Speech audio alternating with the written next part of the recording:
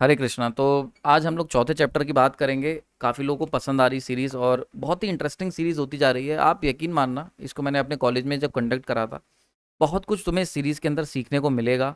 मतलब श्रीमद् भगवत गीता को कितना भी मैं अपना 100% देने की पूरी कोशिश कर रहा हूँ, और इसको बिल्कुल भी कितनी भी कॉम्प्लेक्स क्यों ना हो, मेरा काम क्या है कि इसको सिंप्लीफाई करना। तो जैसे आपने मेरे लेक्चर्स देखे, उसी तरीके से हम लोग श्रीमद् भगवत गीता को भी सिंप्लीफाई करने की पूरी कोशिश कर रहे हैं। मैं अपना 100% दे रहा हूँ, और बाकी जैसी प्रभु की इच्छा। कारणों कारण तो भगवान ही है। खैर, तो स्टार्ट करते हैं आज, ठीक है।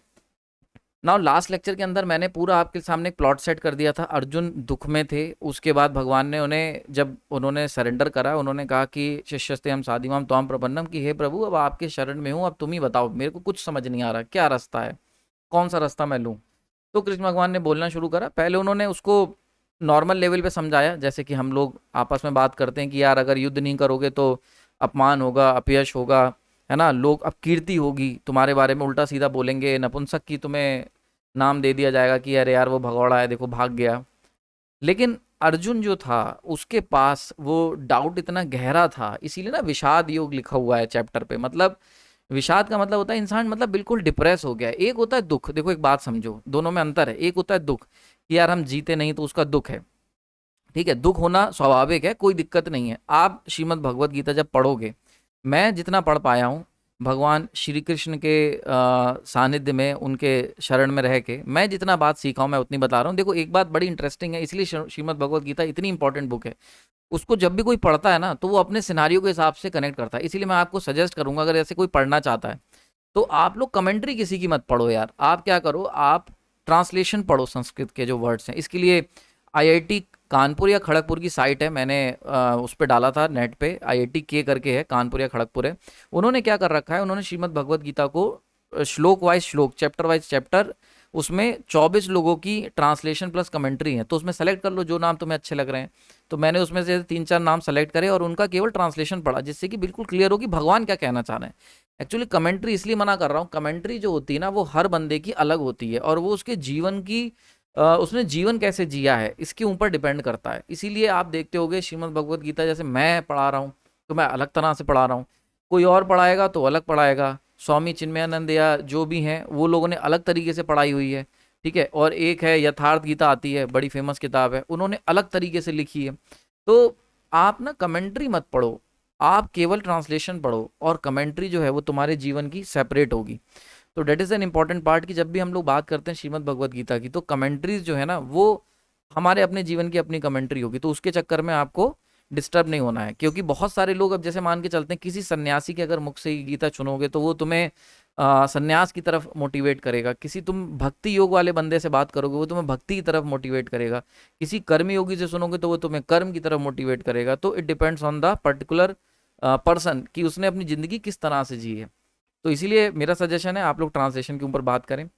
उसके बाद हमने देखा कि कृष्ण भगवान अर्जुन को अलग अलग तरीके से समझाते हैं। जब वो देखते हैं कि यार डिप्रेशन में है, मतलब विषाद योग है, कि मतलब उसका जो है, जो टेंशन है वो उसकी इतनी ज़्यादा डीप है कि वो जो है सॉल्व नहीं हो सकती ऊपर ऊपर की बातों से। तो ऐसे केस में क्या होता है कि कृष्ण भगवान कहते हैं कि ठीक भाई, यहाँ पे काम नहीं चलेगा इससे, तो वो और अंदर डीपर जाने की कोशिश करते हैं। अगर मैंने बताया ना पिछली बार भी कि पूरी श्रीमद् भगवत गीता का बहुत बड़ा क्रेडिट अर्जुन की जो जिज्ञासा है उसके ऊपर भी जाता है, उसकी जो ना हार मानने वाली जो कह सकते हो जो फीचर्स है उसके पास। क्योंकि वो मतलब उन उन स्टूडेंट में से है जिसको अगर समझ में नहीं आया तो वो आंसर में कॉपी में नहीं लिखेगा। जैसे मैं देखता हूँ, बहुत बार मैं पढ़ाता हूँ क्लासेस में, तो जैसे बच्चों को जो कह दिया वो बच्चों ने मान लिया। बहुत ही रेयर ऐसे स्टूडेंट होते हैं जो पढ़ जो आपने बताया उसको जाके घर पे जाके स्टडी करेंगे, देन उसके बाद उनको डाउट होगा, वो जब तक खुद नहीं मान लेंगे। मैं अपने आप में ऐसे स्टूडेंट था, जब भी कोई टीचर मुझे को कुछ बताता था, पर्टिकुलरली बता रहा हूँ, तो मैं कभी भी यकीन ही नहीं करता था। मैं कहता था ठीक है यार, ठीक है। मैं जब उसको पढ़ता था, या अगर वो मेरे विजुअलाइजेशन से कनेक्ट करता था, तभी मैं उस चीज़ को हजम करता था, वरना मैं मानता था कि यार मुझे पढ़ना पड़ेगा, कुछ दिक्कत है। इसीलिए बहुत ही मतलब रेयर ऑफ रेयरिटी है कि मैंने टीचर से बहुत कम मतलब सीखा, क्योंकि मैंने जो है मेरी अपनी जो क्यूरियोसिटी थी, मेरी जो अपनी अलग तरीका था विजुअलाइजेशन का, तो जब तक वो कनेक्ट नहीं होता मैं उसको नहीं समझ पाता हूँ। इसीलिए मेरे को बहुत टाइम लगता है, बहुत पढ़ता हूँ मैं, तब जाके मैं छोटे छोटे टॉपिक जो हैं वो तैयार हो पाते हैं। तो अर्जुन की क्वालिटी ये, जैसे अर्जुन को हमेशा हम लोगों ने इस तरीके से पोर्ट्रेट करा है कि यार एक बहुत बड़ा योद्धा है, बहुत ही धनुर्धर है। अर्जुन की जो एक और क्वालिटी है कि वो, दो क्वालिटी बहुत इंपॉर्टेंट, एक तो हार ना मानना और दूसरा क्यूरियोसिटी, कि जब तक हजम ना हो जाए तब तक हम लोगों को छोड़ना नहीं चाहिए कोई भी चीज़। तो अर्जुन जो है वो उनमें से नहीं है कि जिसको तुम कुछ भी बता दोगे और वो मान लेगा। तो अंध, देखो यहाँ पे जैसे लोग कहते हैं ना, यहाँ पे देखो अर्जुन अंधभक्त नहीं है, जिसे हम कहते हैं ना कि अरे यार तुम्हें तो आंखें बंद कर ली, अंधविश्वास नहीं है। अर्जुन जो है एक प्रैक्टिकल बंदा है, तो उसको भगवान जो है हर आयाम पे इसीलिए उन्होंने सिखाया है। तो ये बड़ी खूबसूरती है हमारे धर्म ग्रंथों की कि उन्होंने कभी भी क्वेश्चन पूछने को मना नहीं करा। तो अगर कोई तुमसे क्वेश्चन पूछने को मना कर रहा है या उसको कह रहा है कि भगवान ने ऐसा कहा है, अरे यार भगवान ने ऐसा, उस जब अर्जुन को उन्होंने इतने डिटेल में समझाया, तो अगर आपको अगर जानकारी है तो आप समझाओ, नहीं जानकारी है तो यानी कि आपकी जानकारी कम है, तो आपको अपनी स्टडी करनी पड़ेगी। समझ में आ रहा है? तो इसीलिए हमारा जो सनातन धर्म है, जो श्रीमद् भगवत गीता है, जो भी मैं पढ़ता हूँ, आप देख लो, भागवतम देख लो, परीक्षित ने कितने सारे क्वेश्चंस करे, और वो सारे क्वेश्चंस अगर नहीं करता तो बहुत सारी स्टोरीज जो हैं, जो भागवत में हम लोग पढ़ते हैं, वो नहीं पे सुनाई जाती।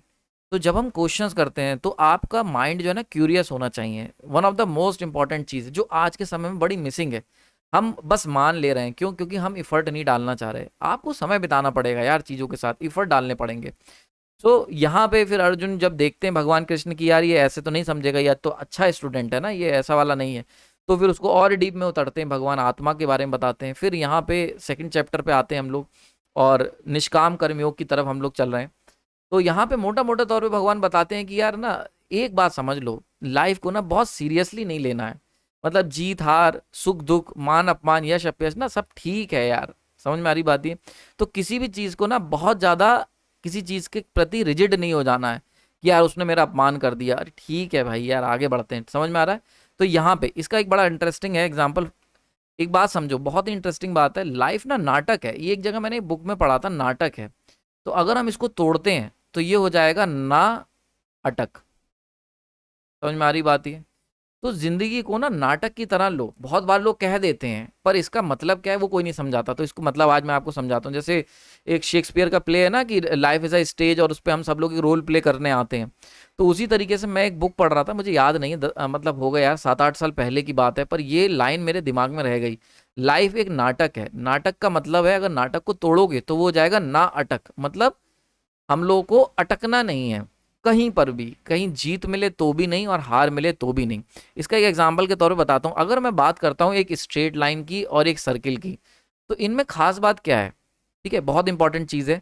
तुम अपना जीवन स्ट्रेट लाइन की तरह भी बिता सकते हो और सर्किल की तरह भी। तो पहले हम बात कर लेते हैं यहाँ पे थोड़ा सा, जैसा मैंने बताया कि यूथ के लिए तो थोड़ा सा टेक्निकल रहेगा, जिससे कि आप लोग को इंटरेस्ट आ सके, और जो लोग लॉजिकल सोचते हैं ना वो लोग भी कनेक्ट कर सकें। बिल्कुल प्योर प्रैक्टिकल बातें करूंगा मैं, कोई भी ऐसी बात नहीं होगी हमारी। और कृष्ण भगवान भी, अगर आज के समय में कृष्ण भगवान होते तो बिल्कुल इसी तरीके से, मैं मुझे लगता है कि वो प्रैक्टिकली समझाते चीज़ों को। ठीक है ना?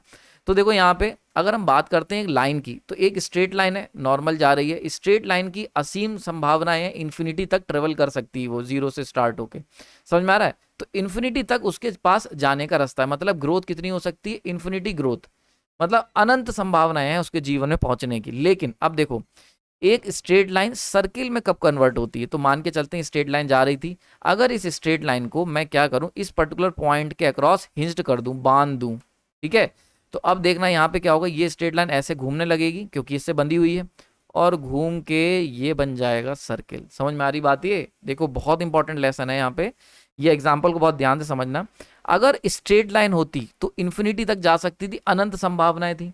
लेकिन जैसे ही मैंने उसे एक पर्टिकुलर पॉइंट से बांध दिया, ठीक है, अटका दिया, समझ रहे हो, अटका दिया, बांध दिया, हिंज्ड कर दिया, अगर इंग्लिश में कहें हिंज्ड कर दिया, तो ऐसे में क्या होगा, अब ये स्ट्रेट लाइन जो थी, जो इसको सीधे जाना था, ये ट्रैक था, ये अब क्या होगा, यहाँ पे घूमने लग जाएगी।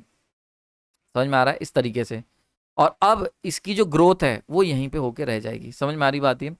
तो ये जो पॉइंट है, this is what we called, हम लोग जब अटक जाते हैं, ये हम कहेंगे अटक गए। अगर अटक गए आप, जितने ज़्यादा आपके लाइफ की जो ग्रोथ है वो इस बात पे डिपेंड करेगी कि तुम कितना ज़्यादा ना अटको, कितने कम अटके हो। समझ में आ रही बात ये? तो और या फिर कह लो लाइफ का जो डिग्रेडेशन है, लाइफ का जो आपका, मतलब मान के चलते हैं कोई बंदा था, वो 100% तक पहुंच सकता था अपने जीवन में, संभावनाएं थी उसके कि वो अपने 100% तक पहुंचेगा। लेकिन वो क्या हो गया, वो 40% ही अचीवमेंट अचीव कर पाया। तो ये क्यों हुआ? क्योंकि वो जैसे ही 40 के आसपास पहुंचा तो वो एक पर्टिकुलर पॉइंट से अटक गया और वहीं पर घूमता रह गया। समझ में आ रही बात? ये अब ये पॉइंट तुम्हारा कोई भी अटैचमेंट हो सकता है, जीत हार का दुख हो सकता है, मान अपमान का हो सकता है, सुख दुख, कुछ भी रीजन हो सकते हैं जिसकी वजह से तुम अटक गए। तो लाइफ में जितने ज्यादा तुम्हारे ये अटकने वाले पॉइंट होंगे उतनी कम ग्रोथ होगी। नेचर ना, सबको नेचर ने जो तैयार करा है उसे 100% अपने पोटेंशियल तक पहुंचने के लिए तैयार करा है। तुम एक बात सोच के देखो, एक पेड़ है, पेड़ देख लो, पेड़ हमेशा अपने जो फुल स्ट्रेंथ तक का होता है वहां तक पहुंचता है, अगर उसको कीड़े ना लगे तो लगभग पहुंचता है नेचर में, मतलब मर ना जाए, अगर अगर जिंदा रहे पेड़ तो जो उसकी मैक्सिमम पोटेंशियल लिमिट है वहां को टच करता है। आपने देखा होगा किसी को मोटिवेशन, इस पेड़ को ना मोटिवेशन की जरूरत होती है ना ये कहीं, ठीक है, ऐसी कोई जानवर है, मान के चलते हैं कोई डॉग है या कोई है, तो वो जितना फुल पोटेंशियल पे ग्रोथ हो सकती है उसकी, वो फुली ग्रोथ करता है, अगर मरे ना तो उसकी जो भी फुल ग्रोथ है, फुल लेंथ जो है वो हासिल करता है। तो नेचर में सभी चीजें अपने फुल पोटेंशियल तक पहुंचती हैं। लेकिन इंसान की अगर हम बात करते हैं, कोई भी ह्यूमन बींग, तो वो अपने फुल पोटेंशियल तक नहीं पहुंच पाता है। क्यों? क्योंकि बिकॉज ऑफ दिस, कि वो कहीं ना कहीं अटका रहता है, और जब हम अटकेंगे तो वहां पे हमारी दिक्कतें आएंगी। तो जैसे पेड़ है, पेड़ देखो बढ़ गया अपना, क्यों? पेड़ कहीं नहीं अटक रहा, जानवर कहीं नहीं अटक रहे। लेकिन जब भी हम कहीं अटकते हैं तो सीधी सी बात है, तो वहां पे हमारी ग्रोथ जो होती है वो हैम्पर होती है। ठीक है, मैं भी, और ऐसा कोई नहीं जीवन में, सब लोग कहीं ना कहीं अटके हुए हैं। बस ये है कि जो आगे है वो कम जगह अटका है, जो पीछे है वो ज्यादा जगहों पे अटका है, वो ज्यादा बार लूप में घूम रहा है। तो करना क्या है, इस पर्टिकुलर पॉइंट को हटा दो। जैसे ये पॉइंट हटाओगे, जैसे ये स्ट्रिंग्स को काटोगे, तो तुम्हारी स्ट्रेट लाइन वापस से उसी लाइन में फ्लो करने लगेगी। क्लियर हो रहा है यहाँ पे? समझ में आ रही बात ये? तो जैसे ही तुम इस स्ट्रिंग को काटोगे, अब ये मत कहना कि सर हम यहाँ पे काट देंगे तो ये पीछे चली जाएगी, this is just a representation. तो जैसे ही तुम इन स्ट्रिंग को काटोगे तो वो क्या होगा, स्ट्रेट लाइन में, यानी कि वापस से जर्नी आपकी स्टार्ट हो जाएगी। तो अगर हम किसी इंसान की जर्नी देखें, तो वो बढ़ रहा था, देन यहाँ पे कुछ पॉइंट्स आए तो यहाँ घूमता रहा कुछ साल कुछ समय, देन उसके बाद वापस गया, फिर पॉइंट आए, फिर घूमता रहा, फिर घूमता रहा, तो अब वो यहाँ पे पहुंचा है। वहीं पे अगर कोई बंदा कहीं नहीं अटकता तो वो कुछ यहाँ पोटेंशियल पे पहुंचता। सो डेट इज द डिफरेंस। ये जो डिफरेंस आया है, ये जो माइनस है, वो क्यों है? बिकॉज ऑफ हमारे अटैचमेंट की वजह से या फिर अटकने की वजह से। समझ में आ रही बात? ये मैं भी कहीं ना कहीं अटका होऊंगा, मेरी भी कुछ समस्याएं होंगी जिसमें मैं अटका हुआ हूँ, जिनको मैंने सीरियस ले लिया है। तो हर कोई ऐसा है, मतलब ऐसा कोई भी नहीं है जो ना अटके, बस ये है कि कुछ ज़्यादा अटकते हैं, कुछ कम अटकते हैं। तो that is the main thing जो भगवान बताना चाह रहे हैं, कि आप ना अटको मत।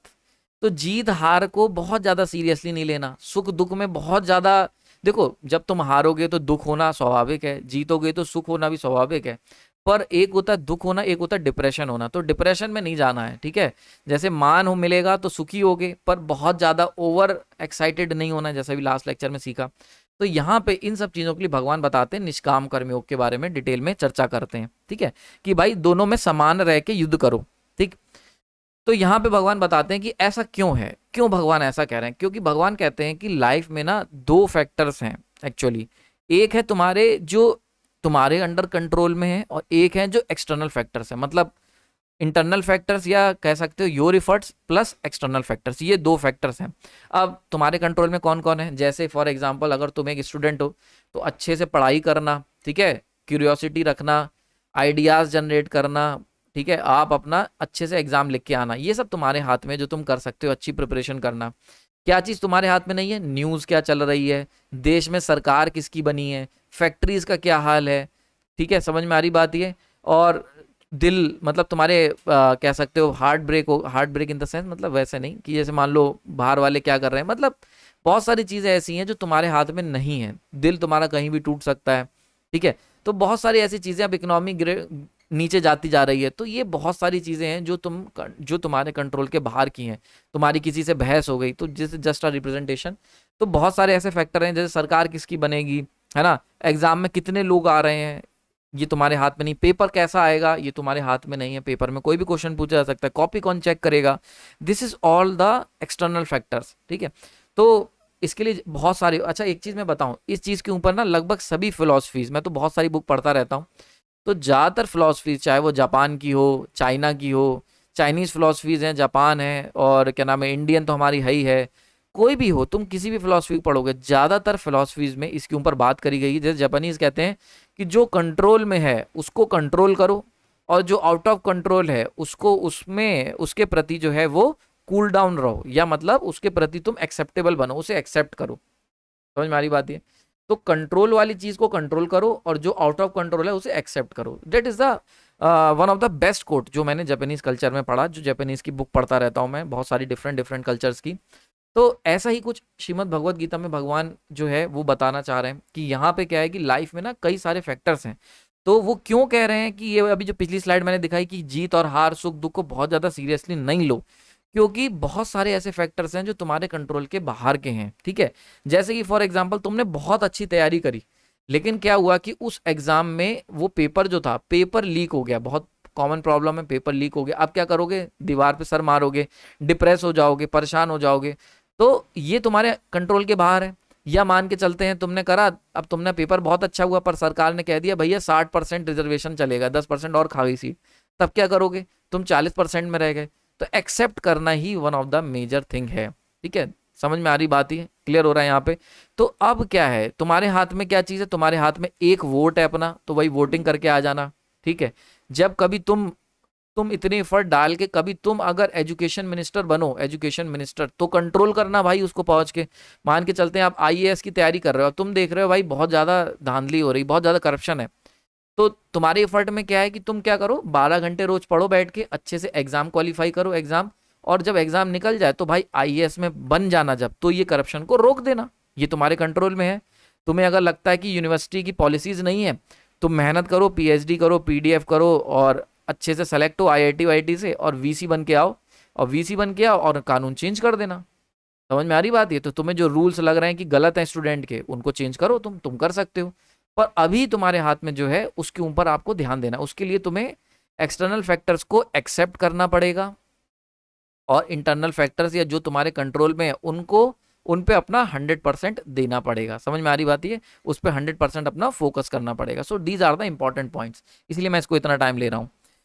तो यहाँ पे क्वेश्चन क्या होती है, यानी कि जिंदगी में जो भी इंसान सक्सेसफुल होता है, जो भी सक्सेसफुल होगा, उसके अंदर दो फैक्टर काम करेंगे। एक हो गया कि उसने कितना गुड़ डाला है, और एक्सटर्नल यानी कि नेचर ने कितना उसके अंदर गुड़ डाला है, then it becomes the success. अगर एक पेड़ भी लगा रहे हो, तो तुम जो पानी डाल रहे हो, वाटर जो पेड़ में डाल रहे हो, सनलाइट हो गई, जो सॉइल हो गई, जो फर्टिलाइजर हो गया, जो पेस्टिसाइड्स हो गए जो तुम डाल रहे हो, these are all under your control. ठीक है, एक्सटर्नल फैक्टर्स क्या है? रेन हो गई, समझ में आ रहा है, बारिश आ गई, या फिर मान के चलते हैं फ्लड आ गई, ये सारे के सारे एक्सटर्नल फैक्टर्स हैं। अब तुम्हारी जो खेती है, जो तुमने खेती में बीज बोए हैं, जो तुमने पेड़ लगाए हैं, जो भी तुमने काम किया है, वो कितनी सक्सेस होगी, it all depends not only your effort but also on the external factor. समझ में आ रही बात है? तो ये जो तुम्हारी सक्सेस होगी खेती की, ये केवल तुम्हारे एफर्ट्स पे काम नहीं करेगी भाई, ये एक्सटर्नल फैक्टर्स पे भी डिपेंड करेगी, और तुम्हें ये एक्सेप्ट करने पड़ेंगे। That is the main thing जो भगवान बताना चाह रहे हैं। अगर तुम ये मानोगे, देखो समस्या क्या होती है, जब हम लोग अपने एफर्ट पे बहुत ज्यादा, हमें लगता है कि हम जैसे देखो वेस्टर्न फिलोसफी में ये समस्या है, ये मैं इसीलिए मैं कभी एग्री नहीं करता, जो वेस्टर्न पढ़ता बहुत किताबें हूँ, पर वेस्टर्न फिलोसफी में ये समस्या है कि जैसे वो कहते हैं ना, तुम अपने शिप के तुम ही कैप्टन हो और तुम ही शिप को ले जा रहे हो, ये सब बातें हैं यार। देखो एक्चुअली क्या होता है, जब तुम बहुत ज़्यादा अपने एफर्ट के ऊपर, देखो अपने ऊपर एफर्ट के ऊपर 100% फोकस करना है, पर आपको जगह रखनी है दिल में एक्सटर्नल फैक्टर्स की भी। हमें जब भी हम मैच खेलने जाएंगे हम अपना 100% देंगे, पर हमें ये बात मान के चलनी है कि तुम्हारे 100% देने पर भी मैच हार सकते हो, तुम लूज कर सकते हो या फेल हो सकते हो। समझ में आ रही बात? ये तो ये आपको हमेशा, जब तुम दिल में अपनी जगह रखोगे कि भाई सिक्का उछाल रहा हूं, जीत भी सकता हूं और हार भी सकता हूं, तो तुम क्या करोगे, तो तुम डिप्रेशन में नहीं जाओगे। जो अमेरिकन्स बोलते हैं सबसे ज्यादा डिप्रेशन के मरीज जो है वो अमेरिका में ही है, क्योंकि उन लोगों की साइकोलॉजी में ये समस्या है। उन लोगों को लगता है कि सब चीज़ें वो कंट्रोल करते हैं, तो उसके अच्छे पॉजिटिव भी हैं, वो अपना एफर्ट 100% दे पाते हैं, पर वो एक्सटर्नल फैक्टर्स को इंक्लूड नहीं करते हैं या नहीं मान के चलते हैं। इस चक्कर में क्या होता है कि बहुत बार वो लोग डिप्रेशन की तरफ भी चले जाते हैं। सो डेट इज द थिंग। इसीलिए क्या है कि एक्सटर्नल फैक्टर्स को अपने पिक्चर के अंदर रखो कि भाई ये चीज़ें भी हो सकती हैं। तो अगर हम इक्वेशंस की बात करें लाइफ की, तो तुम्हें अगर सक्सेस मिलेगी तो it depends on your effort, plus अगर एक्सटर्नल फैक्टर तुम्हारे साथ हैं। तुम फेल कब हो जाओगे, तुमने अपना बहुत अच्छा दिया 100%, ये तुम दे सकते हो, 100%। पर एक्सटर्नल फैक्टर्स आपकी तुम्हारे फेवर में नहीं है। अब ये एक्सटर्नल फैक्टर्स को तुम नेचर कह लो, तुम गॉड कह लो, तुम कृष्ण कह लो, तुम्हें जिसके भी नाम से बुलाना है, तुम लक कह सकते हो कि भाई लक हमारे फेवर में नहीं था, जो भी तुम्हें करना है, तो there is a certain factor जो कि है और उसको तुम्हें एक्सेप्ट करना पड़ेगा। तो इसके लिए एक्सेप्ट मतलब मन को तैयार रखो कि ये भी हो सकता है, जो हम सोच रहे हैं उसके अगेंस्ट भी चीजें हो सकती हैं, तो आप फेल हो जाएंगे। समझ में आ रही है? वहीं पे अगर मान के चलते हैं एक्सटर्नल फैक्टर्स बहुत अच्छे हैं, तो हम एक्सटर्नल फैक्टर्स की सहारे रह लें, नहीं। अगर एक्सटर्नल फैक्टर्स के केवल सहारे रहोगे और अपने एफर्ट निगेटिव कर लोगे, तो अगेन क्या होगा, इक्वेशन में फेल हो जाओगे। समझ में आ रही बात ये? तो अपने एफर्ट आपको 100% पॉजिटिव रखने हैं और एक्सटर्नल फैक्टर्स को इंक्लूड करना है, तब जाके कहीं आपको सक्सेस मिलेगी। So that is an important equation जो आपको हमेशा, तो लाइफ की इक्वेशंस को हम समझ सकते हैं। बात समझ में आ रही है? इसके ऊपर आगे चल के कृष्ण भगवान बहुत सारी बातें बताते हैं, अभी मैं थोड़ी सी आपको समझाता हूँ। अच्छा देखो, एक मैं अभी याद आ गया मेरे को, मैं एक श्लोक यूज करता हूँ, आपने मेरी पहली स्लाइड देखी होगी, जब जिन्होंने क्लास में सुना होगा उनको भी हमेशा मैं ये बात कहता हूँ, जो श्रीमद् भगवत गीता का 18वां अध्याय है, उसमें जो लास्ट श्लोक है, जो संजय कहता है कि कॉन्क्लूड करता है संजय, ठीक है, कॉन्क्लूड करता है श्रीमद् भगवत गीता को, तो वो कहता है यत्र योगेश्वरा कृष्णो यत्र पार्थो धनुर्धरा। ठीक है, तो अर्जुन जैसा धनुर्धर, मतलब अपने काम में परफेक्ट, यानी कि 100% इफर्ट मारने वाला अर्जुन, और यत्र योगेश्वरा कृष्णो, यहाँ पे श्री कृष्ण भगवान, स्वयं कृष्ण भगवान, यानी कि एक्सटर्नल फैक्टर। समझ में आ रही बात है कितना इंपॉर्टेंट है? हम लोगों ने मिस कर दिया ये चीज, है ना। जितने भी, देखो एक बात बताऊं, तुम ये जैसे मैं श्रीमद् भगवत गीता पढ़ा रहा हूँ, इसी का कॉन्सेप्ट का इस्तेमाल करके जब तुम जो भी हमारे पास धर्म ग्रंथ हैं, इन सबको जब हम स्टडी करेंगे ना, बहुत कुछ निकल के आएगा। आपको किसी भी सेल्फ हेल्प बुक की जरूरत नहीं है। अगर आप लॉजिकली पूरी श्रीमद् भगवत गीता, भागवतम और रामायण को पढ़ते हो, लाइफ के अनलिमिटेड फॉर्मूलेज आपको वहां से मिल जाएंगे। तो देखो यहाँ पे अगर किसी ने ध्यान ही नहीं दिया होगा, 18th जो अध्याय जो मैं बताता हूँ, पहली स्लाइड जो मैंने लगाई थी कि यत्र योगेश्वरा कृष्णो यत्र पार्थो धनुर्धरा, वहां पे कॉन्क्लूड करते समय, पूरी श्रीमद् भगवत गीता को कॉन्क्लूड करते समय संजय क्या कह रहा है कि जहां पे अर्जुन जैसा धनुर्धर, मतलब अपना 100% देने वाला, यानी कि योर एफर्ट्स, यत्र योगेश्वरा कृष्णो मतलब एक्सटर्नल फैक्टर्स। समझ में आ रहा है? कृष्ण भगवान, नेचर, गॉड, जो भी तुम्हें कहना है उसमें, क्योंकि श्रीमद् भगवत गीता है तो कृष्ण का नाम लेंगे हम।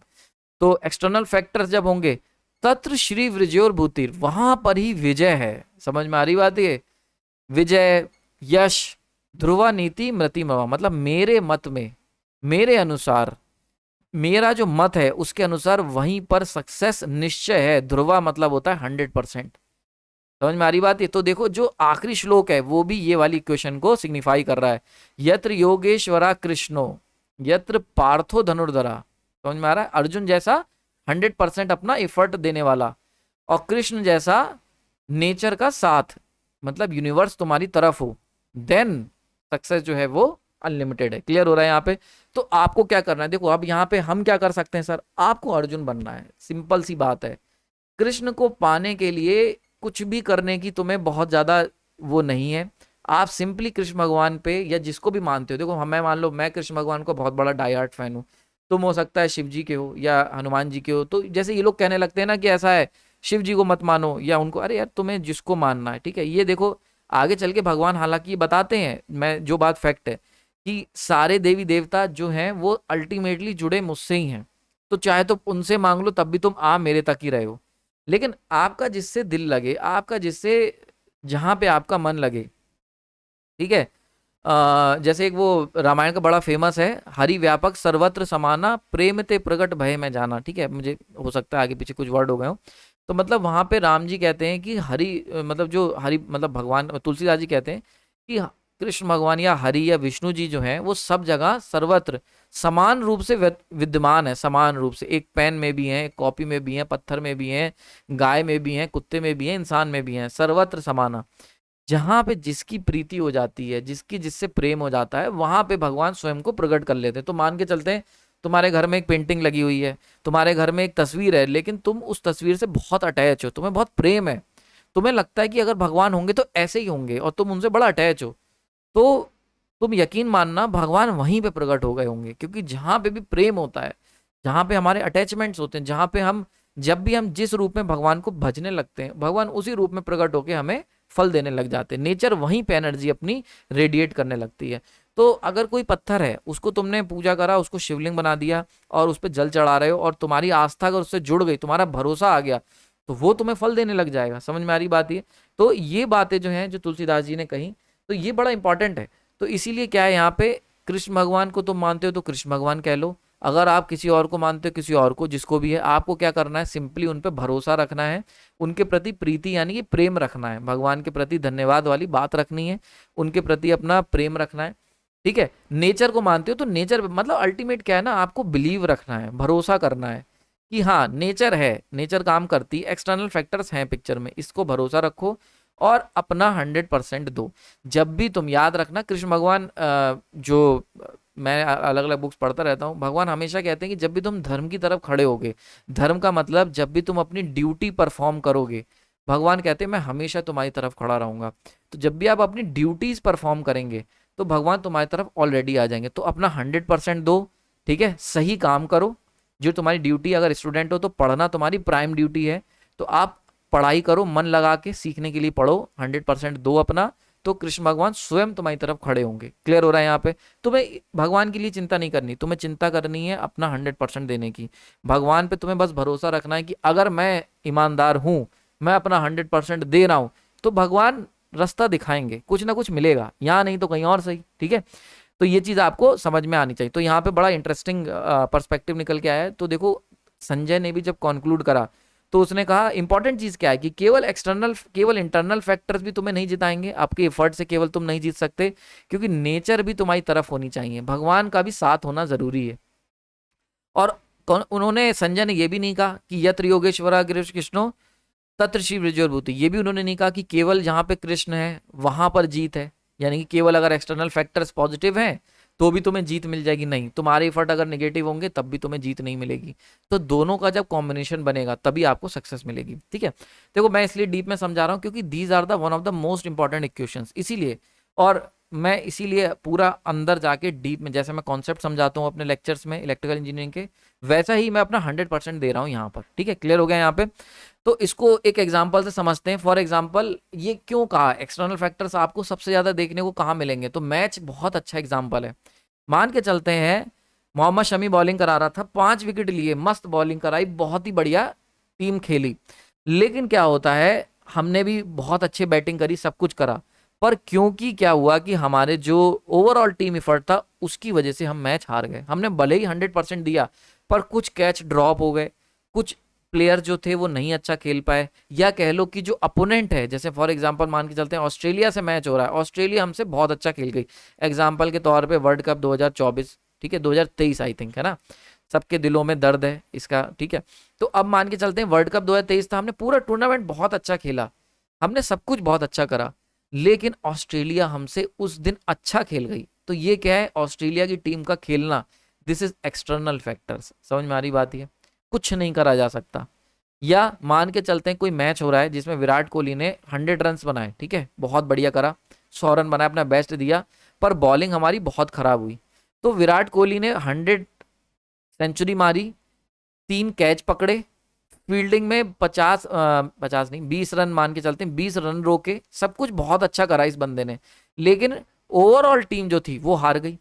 तो अब अगर ये बंदा बहुत ज्यादा, अगर हम अटैच हो जाएंगे बहुत ज्यादा, अगर ये इस चीज से ले लेगा कि यार बताओ अपना 100% दिया और मैच हार गए, तो ये क्या करेगा, ये इसकी ओवरऑल परफॉर्मेंस जो होगी आने वाले मैचों में अफेक्ट करेगा, एक निगेटिव माइंडसेट क्रिएट कर देगा। तो भगवान कृष्ण अर्जुन से यही कह रहे हैं, यही समझाना चाह रहे हैं कि जीत और हार का अपने ऊपर इतना फर्क मत पड़ने दो कि तुम्हारी सोच बदल जाए, तुम निगेटिव हो जाओ। समझ में आ रही बात? ये दो चीजें हैं, तुम लूज कर गए, तुम हार गए, कोई दिक्कत नहीं है, पर सोच तुम्हारी पॉजिटिव है, पॉजिटिव सोच मतलब जीत जाएंगे यार, अगला मैच जीत लेंगे, देख लेंगे। अब तुम हार गए और सोच तुम्हारी नेगेटिव हो गई कि हम कभी नहीं जीतेंगे। समझ में आ रही? वो 3 एग्जाम्पल कि हम जीत गए और हमने सोच लिया कि अब हम ही जीतेंगे। इसीलिए यहाँ पे देखो बहुत इंपॉर्टेंट चीज है, मान के चलते हैं यही मैच जो है, अगर मान के चलते हैं हम जीत जाते, तो जीत जाने का मतलब ये नहीं है कि तुमने ही सारा क्रेडिट तुम्हारे ऊपर चला जाता है। अगर तुम कोई टीम जीती तो उसके प्लेयर ने बहुत अच्छा खेला और अपोनेंट जो था वो खराब खेल गया तुमसे। तो कितनी चीजें हैं, समझ रहे हो? अगर हम विराट कोहली के पर्सपेक्टिव से देखें तो विराट के हिसाब से कौन कौन से इंटरनल फैक्टर्स क्या है कि इसने 100 रन मारे, ठीक है, जो कंट्रोल कर सकता था, इसने सेंचुरी मारी, टिक मर गया, बहुत बढ़िया। इसने 3 कैच पकड़े, बहुत बढ़िया। इसके पास जो भी बॉल आई इसने सब रोकी तो 20 रन बचाए, बहुत बढ़िया। लेकिन एक्सटर्नल फैक्टर्स क्या थे? टीम के प्लेयर्स। भाई टीम में 11 प्लेयर होते हैं, तुम एक हो तो तुम्हारे अलावा 10 प्लेयर और हैं, तो जो 10 प्लेयर हैं, 10 players out of control, catch छोड़ दिए उनने, बॉलिंग बेकार करवाई, बैटिंग बिल्कुल जीरो पे आउट हो गए, तो 10 प्लेयर्स उनका हमारे पास कंट्रोल नहीं है। दूसरा क्या है? दूसरा अपोनेंट, उसके ऊपर मेरा कोई कंट्रोल नहीं है, ठीक है। तीसरा, मान के चलते हैं बारिश हो गई, उसके ऊपर कोई कंट्रोल नहीं है, ठीक है। टॉस, इसके ऊपर कोई कंट्रोल नहीं है, जैसे हम लोग, वो लोग कहते हैं वर्ल्ड कप इसलिए हार गए क्योंकि टॉस हारे थे, टॉस अगर जीत गए होते तो पहले हम लोग बैटिंग करते। तो ये सारी चीजें क्या है? These are again external factors. तो अगर हमारा काम क्या है? इन एक्सटर्नल फैक्टर्स को हमें पिक्चर के अंदर इंक्लूड रखना है। तो इससे क्या होगा? अगर हम लोग सब कुछ करने के बाद भी अगर हार गए, समस्या यहीं पर है, तो वहां पर हमें ये ध्यान रखना है कि भाई बहुत सारे ऐसे फैक्टर्स भी थे जो हमारे कंट्रोल के बाहर थे। देखो हम हारे, हमने क्या कमी करी वो ठीक है, हम अपने कंट्रोल में क्या है, हम फीडबैक यहाँ से ले सकते हैं कि हमारी क्या गलती रही, लेकिन हमें ये इंक्लूड करना पड़ेगा मन में कि भाई एक्सटर्नल फैक्टर्स भी थे, बहुत सारी चीजें थी। भले ही तुम किसी को ना कहो, तुम बाहर वालों से ये डिपिक्ट करो कि हाँ भाई हमारी गलती थी, हम हार गए आज, लेकिन आपको ये बात रखनी पड़ेगी कि यार एक दिन ऐसा हो सकता है जब एक्सटर्नल फैक्टर्स हमारे फेवर में ना हो, and that is an important point, ठीक है। बाकी तुम कुछ भी कह लो, यही टीम जीत रही थी ना और एक दिन हार गई, 9-11 में से 10 मैच जीती या 12 में से 11 जीती, मुझे याद नहीं है, एक मैच हारी बस फाइनल, तो ऐसा हो सकता है। एक दिन तुम्हारे फेवर में एक्सटर्नल फैक्टर्स नहीं बैठे तो दैट इज एन इंपॉर्टेंट, मतलब नथिंग सीरियस, समझ में आ रही बात ही। ऐसे ही इसी का उल्टा भी है, अगर हम जीत गए, अगर हम यहाँ पे जीत जाते वर्ल्ड कप उस दिन, तो अगर विराट कोहली ये सोचता कि मैंने सब कुछ करा, तो इसको आ जाता एरोगेंस, समझ में आ रही बात ये, और एरोगेंस आता तो ये अगला मैच हार जाता।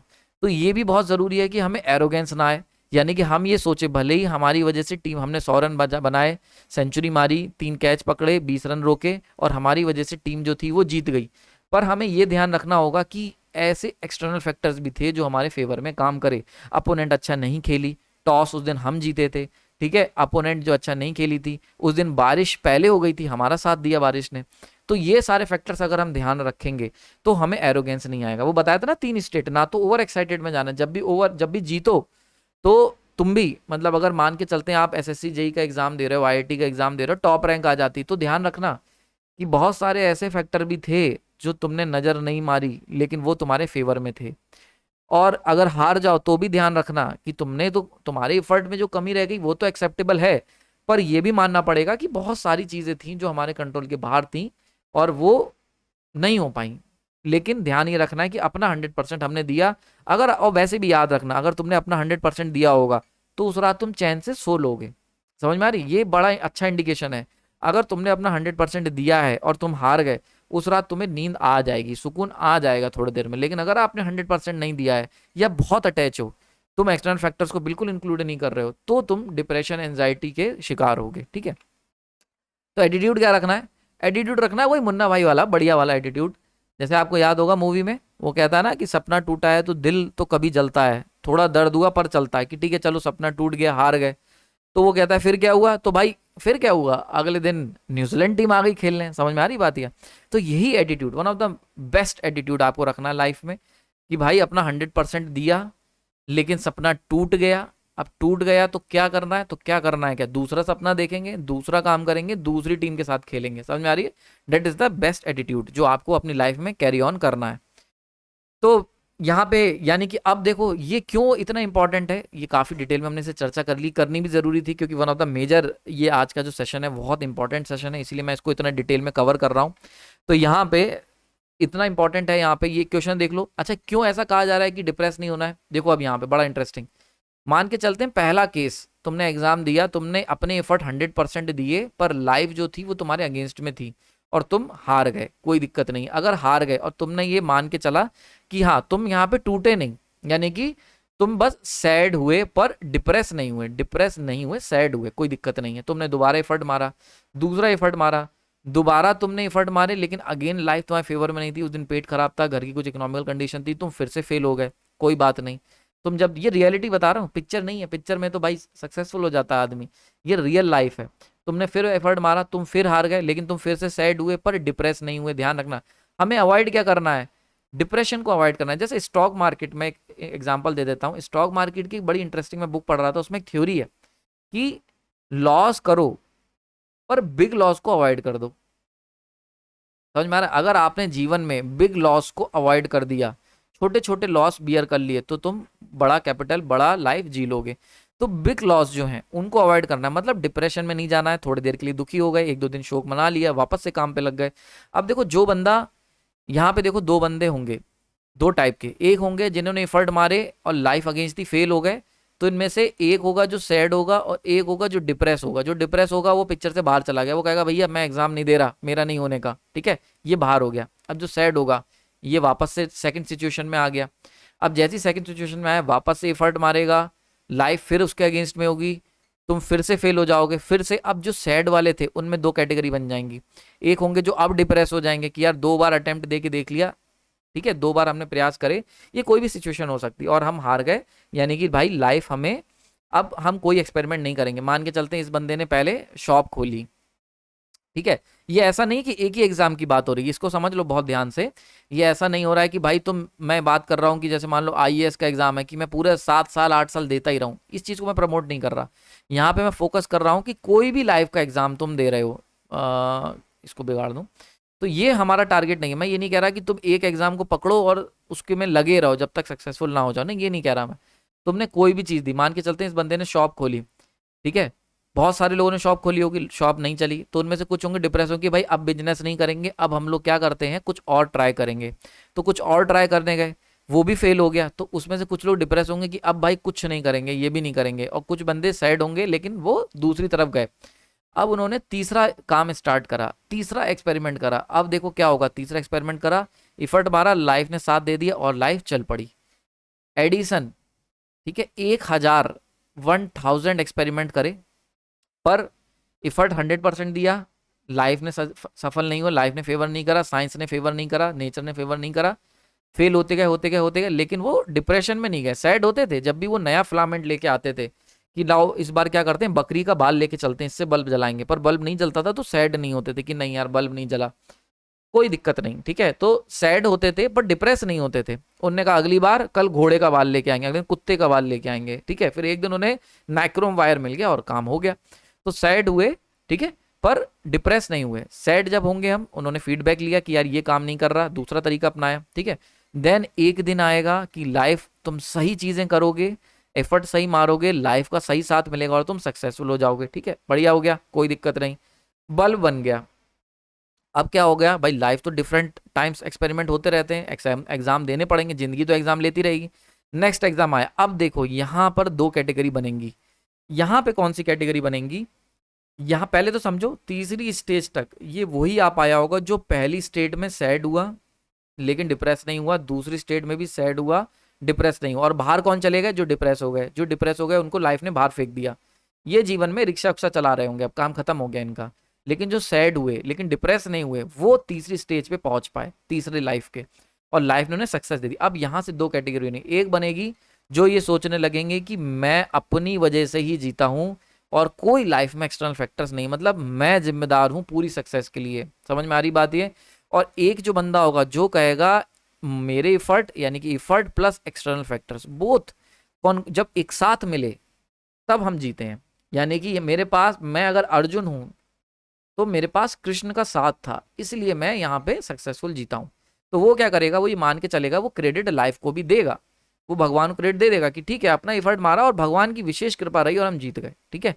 तो यानी कि वो ये मान के चल रहा है कि एक्सटर्नल फैक्टर्स हैं। ऐसे बंदे नेक्स्ट स्टेज पे पहुंचेंगे, जब दोनों बंदे पहुंचेंगे, पहले तो दोनों बंदे नेक्स्ट स्टेज पे पहुंचेंगे। अब देखो जो पहला वाला बंदा है जिसने सोचा कि मेरी ही इफर्ट से सक्सेसफुल हुए, वेस्टर्न फिलोसफर, वेस्टर्न वाले बंदे, जब ये लोग सक्सेसफुल हो जाएंगे तो जो इंसान सोचेगा कि केवल मेरे इफर्ट से हम सक्सेसफुल हुए हैं, यहाँ पे आ जाएगा ईगो।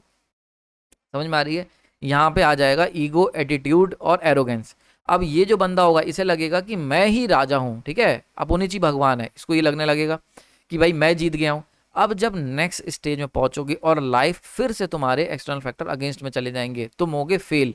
अब यहाँ पे जब फेल होगे तो दो बंदे हैं, दो टाइप की सोच वाले। एक जो सक्सेसफुल हुए तो उन्होंने सोचा कि मैं ही जीता हूं, वो बंदा जब फेल होगा तो वो क्या होगा, वो चला जाएगा डिप्रेशन में। बहुत ध्यान से समझो, बड़ा इंपॉर्टेंट क्वेश्चन बता रहा हूं। कि जब बंदा यहाँ पे पहुंचा सक्सेसफुल आने के बाद दो तरीके के बंदे हमें मिलेंगे। एक होगा जो सोचेगा मैं अपनी वजह जीता हूँ, एक होगा जो मैं अपने एफर्ट प्लस हमें यहाँ पे कृष्ण के भगवान की कृपा से, कृष्ण की कृपा, नेचर कह लो, जो भी तुम्हें अच्छा लगे, जिनको भी तुम मानते हो, ठीक है, उनकी वजह से जीता हूं। तो अब जब इन दोनों बंदों को लाइफ फोर्थ स्टेज पे ले जाके हार का सामना कराएगी, जब फेल हो गए, तो ये जो मैं वाला बंदा है ये हो जाएगा यहाँ पे डिप्रेस, क्योंकि इसे लगेगा कि यार मैंने तो 100% दिया था, यहाँ पे भी 100% दिया, पर यहाँ पे मैं हार कैसे गया। अब ये क्या करेगा, देखो इसीलिए बंदे ओवर थिंकिंग में चले जाते हैं। ओवर थिंकिंग की प्रॉब्लम आपने सुनी होगी। ओवर थिंकिंग में कौन जाता है, वो ही जाता है ओवर थिंकिंग। जैसे बहुत ज़्यादा वेस्टर्न वाले तो बहुत ही ज़्यादा होते हैं, और इंडियंस भी होने लगे। जो भी ये मानेगा कि मैंने ही पूरा, मैं ही जिम्मेदार हूँ जीत और हार का, वो डिप्रेशन की तरफ जाएगा। क्योंकि अगर कोई चीज तुम कंट्रोल नहीं कर पा रहे होगे, तुम ये सोचोगे कि मैं ही कंट्रोल कर रहा हूं सब कुछ, और तुम्हारे अकॉर्डिंग काम नहीं होगा, तो तुम ओवर इफर्ट करने लगोगे, ओवर हर चीज करने लगोगे। समझ में आ रही बात ये। 12 घंटे पढ़ के काम चल सकता है, तुम 18 घंटे पढ़ने लगोगे, उससे कुछ नहीं होता। क्योंकि अगर आपको याद होगा कोई भी दुनिया में आपने एफिशिएंसी का कर्व देखना, एफिशिएंसी का कर्व कुछ इस तरीके का होता है। मतलब यहाँ पे एक पॉइंट होता है जिसके आगे जाने के बाद एफिशिएंसी, रिजल्ट सब गिरने लग जाते हैं। तो मैं ये प्राइम स्पॉट, स्वीट स्पॉट जिसे कहते हैं क्रिकेट में, और अगर हम बात करते हैं मशीन्स की, तो ट्रांसफॉर्मर हो गया, जो भी हो गया, this is what we called maximum efficiency point. तो मैक्सिमम एफिशिएंसी का पॉइंट तुम्हें हासिल करना है। आगे चल के बताएंगे कृष्ण भगवान की वो कैसे हासिल होगा, वो हम लोग आने वाले समय में चर्चा करेंगे। तो ये जो पॉइंट है ना, ये इफर्ट, इतना ही इफर्ट लगाना है बैलेंस्ड वे में, पागल नहीं हो जाना है। समझ में आ रही। लेकिन क्या होता है जब हम ये सोचेंगे केवल हम ही कंट्रोल कर रहे हैं दुनिया, और मैं अपने एफर्ट की वजह से जीत रहा हूँ, कोई भगवान भगवान नहीं, कोई नेचर वेचर नहीं है, अगर मैं एफर्ट मारूंगा तो मैं जीतूंगा, तो ऐसे लोग जो होंगे वो ओवर थिंकिंग के शिकार हो जाएंगे। और ज्यादा अगर सीरियसली ले लेंगे तो डिप्रेशन के शिकार हो जाएंगे। उन्हें लगेगा कि यार ये क्या हो गया। समझ में आ रही बात है। डिप्रेशन का मतलब क्या है कि तुम कंट्रोल ही नहीं कर पा रहे सिचुएशन, तो that is what you call depression. तुम्हें लगता है कि तुम कुछ भी कर लो तुम नहीं कंट्रोल कर पाओगे, तो ये होता है डिप्रेशन। तो डेट इज द केस। अब जो कहेंगे कि मैं प्रश्न कृष्ण की कृपा है, तो वो देखेंगे अगर वो हार जाएंगे तो कहेंगे हमने अपना 100% दिया था, पर कोई बात नहीं, जैसी प्रभु की इच्छा, भाई इस बार एक्सपेरिमेंट हमारी लाइफ फेवर में नहीं थी और हम हार गए। ये जो लोग होंगे चुनिंदा, ये चले जाएंगे फिफ्थ स्टेज पे, मतलब इनको लाइफ फिल्टर आउट कर रही है। तो देखो कितना इंटरेस्टिंग है। ये जो मैंने 5 इक्वेशन बनाई, बहुत सोच के मैंने डाली हैं इन इक्वेशंस को। ये इक्वेशंस बता रही हैं कि लाइफ में कैसे लोग आगे निकलते हैं। तो लाइफ का जो फिल्टर है वो किस तरह से काम कर रहा है। समझ में आ रही बात ये। तो देखो यहाँ पे लाइफ ने क्या करा, जो मैं वाले लोग थे उनको फिल्टर आउट कर दिया। अब देखो क्या होता है, हम लोग मंदिर उंदिर जाते हैं, पूजा वूजा करते हैं, तो आपने हमेशा सुना होगा कि भाई अपना मतलब मैं वाली बातें मत करो, मैं हटा दो अपने जीवन में से। तुमने सुना होगा, मैंने बहुत किताबें पढ़ी हैं, सब में हमें ये समझाया गया कि भैया ऐसा मान लो, अगर तुम ये लगेगा कि तुम ही सब कुछ कर रहे हो तो तुम गड़बड़ हो जाएगा। क्यों हो जाएगा ये कोई नहीं बताता, ये आज आपको समझ में आ रहा होगा। क्योंकि जब भी आप मैं केवल लेके चलोगे, मैं लेके चलना जरूरी है, लेकिन केवल मैं लेके चलना गलत है। समझ में आ रही बात। अरे यार अगर तुम ये बात सुनो, बहुत सारे लोगों से मेरी बहस हो जाती है, अगर हम केवल ये कह दें कि भाई नहीं सब कारणों कारण भगवान है, तो तुम अपना अर्जुन को हटा दे रहे हो ना इक्वेशन से। समझ में आ रही है। तो यत्र योगेश्वरा कृष्णों को केवल लेके चल रहे हो, पर यत्र पार्थो धनुर्धरा कहाँ गए, भाई पार्थ कहाँ गए। समझ में आ रही। तो अर्जुन क्यों, अच्छा ऐसा होता क्यों है, क्योंकि हम लोग क्या करते हैं, हम लोग ये मान के चलते हैं, देखो अपने को अर्जुन बनाना मुश्किल काम है, समझ में आ रही है, अपने एफर्ट देना 100% मुश्किल काम है। तो इसे पिक्चर से हटा देते हैं, हम कहते हैं जो हो रहा है भगवान की इच्छा से हो रहा है, केवल भगवान ही कर रहे हैं। नहीं यार, तुम्हारे एफर्ट भी उतने ही इंपॉर्टेंट हैं पिक्चर के अंदर। अगर आधी डोर तुम्हारे, जैसे रिले है, रेस हो रही है, तो रिले की जो जो रेस होती है ना 400 मीटर की, उसमें तुम्हारा तो दौड़ना 100% है ही है, पर वो तुम्हें जो हम लोग पास करते हैं, नाम नहीं याद आ रहा, तो वो जो हम उसे पास करेंगे वो भी दौड़ रहा है, मतलब भगवान का भी रोल है 50%। अब तुम सोचो कि केवल वही दौड़ रहा है तो भी रेस हारोगे, केवल तुम दौड़ रहे हो तब भी रेस हारोगे। तो बैलेंस्ड अप्रोच क्या है, बैलेंस्ड अप्रोच ये है कि मैं और कृष्ण मिल के जब काम करेंगे तभी हम जीतेंगे। तो अगर नेचर, मतलब मैं भी काम करूंगा और नेचर भी अगर मेरा साथ देगी तभी हम जीतेंगे। अगर हम हार गए तो मैंने अगर इफर्ट नहीं मारे उसको मैं सुधार सकता हूं, पर जो चीजें आउट ऑफ कंट्रोल हैं उसको हमें एक्सेप्ट करना पड़ेगा। भाई अपोनेंट ऑस्ट्रेलिया हमसे ज्यादा अच्छा खेल गई उस दिन, इसको हमें एक्सेप्ट करना पड़ेगा। हम उस दिन उतना अच्छा नहीं खेल पाए, हमें जो हमने प्लानिंग करी थी वो चूक हो गई। तो प्लानिंग को अगले मैच में सही कर लोगे, पर अपोनेंट उस दिन भी अच्छा खेल सकता है। तुम 400 रन बना के भी टीम हार जाती है ना, तो अपोनेंट अच्छा खेल गया, तो इसको आपको हमेशा इस तरीके से लेना। जब आप ऐसा सोचोगे तब तुम लाइफ के 5th स्टेज में पहुंचोगे और यहाँ पे तुम्हें बहुत बड़ी सक्सेस, बिगेस्ट सक्सेस लाइफ की मिलेगी। समझ में आ रही बात ये? तो जैसे जैसे लेवल आते चले जाओगे, तो देखो यहाँ पे तो ये सारी चीज़ समझ में आ गई होंगी। तो जो भी आपको कहा जाता है उसके पीछे का रीजन क्या है कि भाई जो भी आप सारे जितने भी धर्म ग्रंथ पढ़ लेना अपने, सब में ये बात कही जाती है कि अपने ऊपर क्रेडिट मत लो, मैं को पीछे रखो। वो इसीलिए कहा जाता है क्योंकि मैं के साथ कृष्ण को भी लेके चलो, या भगवान को भी, या एक्सटर्नल फैक्टर्स, या लाइव जीवन को भी लेके चलो कि यूनिवर्स, नेचर, कृष्ण जो भी हैं वो भी अपना एक रोल प्ले कर रहे हैं उसमें। तो जब ऐसा तुम माइंडसेट लेके चलोगे तो तुम इस बड़ी सक्सेस 5th स्टेज में यहाँ पहुंच पाओगे। बाकी इसके अलावा जो केवल मैं लेके चल रहा होगा वो यहाँ यहाँ बाहर हो जाएगा, या पहुंच भी गया यहाँ तक तो इसमें बाहर हो जाएगा। तो होता है ना कि मतलब जिन्हें एकदम से बड़ी सक्सेस मिल जाती है एफर्ट मारने के बाद, वो क्या होते हैं, वो जब अगली हार उनके सामने आती तो वो डिप्रेस हो जाते हैं, उन्हें समझ नहीं आता क्या करना है। समझ में आ रही बात ये? तो वो क्यों होता है? क्योंकि वो हमेशा जीवन में मैं लेके चले। तो आपको, तो यहाँ से कंक्लूड हम क्या कर सकते हैं, this is the last slide, और अगले लेक्चर में हम और चीज़ों पे बात करेंगे। यहाँ पे इसको इतना कंक्लूड करते हैं, काफ़ी लेक्चर लंबा हो गया। आयु आपको पसंद आया होगा यार, अगर देखो कुछ जीवन में सीखने को मिल रहा है तो यार जरूर कमेंट करना, ठीक है। मैंने इसीलिए इसको इस पर्टिकुलर सीरीज में ऐड सारे बंद रखे हैं, क्योंकि ये काम मेरा जो है वो मेरे भगवान श्री कृष्ण के लिए मैं कर रहा हूँ, और उनके लिए पूरा ये सीरीज जो है डेडिकेटेड है। तो कुछ काम स्टूडेंट्स के लिए और कुछ काम मेरे अपने भगवान के लिए, मैं बहुत बड़ा फ़ैन हूँ उनका, तो कुछ काम उनके लिए मैं कर रहा हूँ। तो ये चीज़ टोटली एड फ्री रहेगी, आप इसको देखें, एक भी ऐड इसमें नहीं आएगा। अगर और आपकी जो भी फीलिंग्स हैं आप इसको सुने, इसको देखें, महसूस करें। मैं ये नहीं कह रहा कि आप इनमें से एक भी बात को मान लें, हो सकता है तुम्हारे जीवन के एक्सपीरियंस अलग रहे हो, पर आप जब इसको सुनोगे, महसूस करोगे, तो आपको लगेगा, लाइफ में दिखने लगेगी श्रीमद् भगवत गीता। तो अगर आपको ऐसा हो रहा है तो प्लीज़ कमेंट सेक्शन में बताएं, लोगों को सजेस्ट करें, ठीक है। ये जो सीरीज़ है ये अपने जितने भी दोस्त यार हैं जो परेशान हैं उनको भेजें, हो सकता है कि हम लोग कुछ लोगों की ज़िंदगी में चेंज ला पाएँ। तो अगर हम लोग कुछ भी लोगों की ज़िंदगी में ला पाए चेंज, तो बस मेरा काम हो गया। मैं अपना एफर्ट 100% दे रहा हूँ। लाइफ यानी कि वो लाइफ के अंदर आप सब आ जाते हो जो एक्सटर्नल फैक्टर्स हैं, तो जितनी भी मेरी ऑडियंस है वो सब की सब एक्सटर्नल फैक्टर्स में आती है। तो ये अब आपके हाथ में है, मैंने अपना 100% दे दिया है। आपको अगर पसंद आया हो तो आप कमेंट्स में ज़रूर बताना और लोगों को शेयर करना। नेक्स्ट लेक्चर में हम लोग बात करेंगे कर्म बंधन के ऊपर, कि कब हम लोग अटैच हो जाएंगे, कब हम लोग फंसेंगे। वो अटकने वाली बात है ना, वो जो अभी मैंने बताई कि एक स्ट्रेट लाइन जा रही थी वो सर्किल में घूमने लगेगी, तो वो कब सर्किल में घूमेगी और कब हम अटकेंगे, इसके ऊपर बात करेंगे नेक्स्ट लेक्चर में। आपने अपना कीमती समय दिया उसके लिए धन्यवाद। Thank you. हरे कृष्णा।